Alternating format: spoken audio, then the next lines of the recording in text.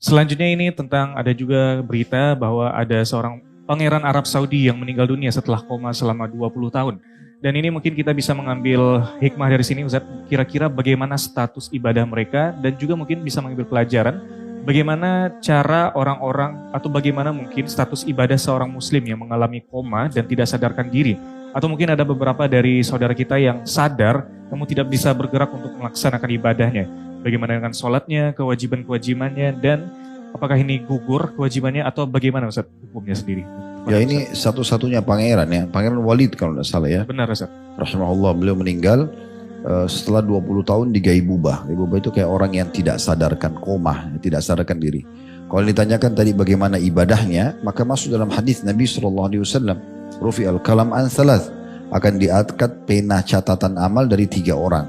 Dan ini masuk dalam salah satunya, ya, yaitu atau masuk dari salah satu dari 2. Bisa masuk dalam masalah an-na'imin hatta yastaqid, orang tidur sampai bangun. Tidur ini bisa bermakna tidur ya yang biasa atau memang dalam keadaan tidak sadarkan diri. Nah, ini masuk dalamnya, dia tidak akan dicatat apa-apa, tidak ada kewajiban sholat, tidak ada terjadi hukum apa-apa gitu ya. Kalau dia lagi tidur, orang lagi tidur tidak sengaja dia memukul orang di sebelahnya, terus orang itu cedera. Ini kan sebenarnya ada kisos, tapi kalau di luar tidur, tapi kalau dalam tidur tidak terjadi masalah itu. Kemudian yang kedua, anil majnun hatta yafiq, orang gila sampai sadar.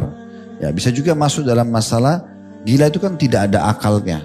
Nah, bisa juga masuk dalam masalah, tapi lebih tepat yang pertama masalah tidur sampai bangun, dan yang ketiga adalah orang yang kecil, anak kecil sampai dia balik. Jadi insya Allah tidak ada hukum ibadah bagi orang yang seperti ini ya, selama betul-betul dia dalam kondisi tidak sadar. Tapi kalau dia sadar tapi tidak bisa ngomong misalnya, maka itu tetap aja dipandu, orang yang di sekitarnya pandu untuk ibadah semampunya. Sebagaimana kata Nabi SAW, sembahlah Allah semampu kalian. Ubudullah mastata'tum. Dan Nabi SAW sangat marah kepada beberapa orang sahabat yang pernah, ini kami pernah ceritakan kisahnya di majelis kita, ada satu sahabat ikut berperang dan ternyata batok kepalanya itu kena hantaman pedang musuh. Dan akhirnya terbuka ya, tapi beliau masih hidup, kuasa Allah SWT. Pas menuju pulang ke Madinah, di tengah jalan, kena kepalanya luka, beliau tidur sambil duduk. Tetapi dalam kondisi tidur beliau junub. Maksudnya mimpi. Nah setelah bangun, mau sholat subuh, maka beliau tanya beberapa orang sahabat di situ, kira-kira apa yang harus saya lakukan? Saya junub. Apakah saya harus mandi lengkap semua, membasahkan sampai ke kepala saya yang sedang luka ini? Yang ada yang diam, ada yang nyeletuk. Yang nyeletuk ini yang salah. Mereka mengatakan,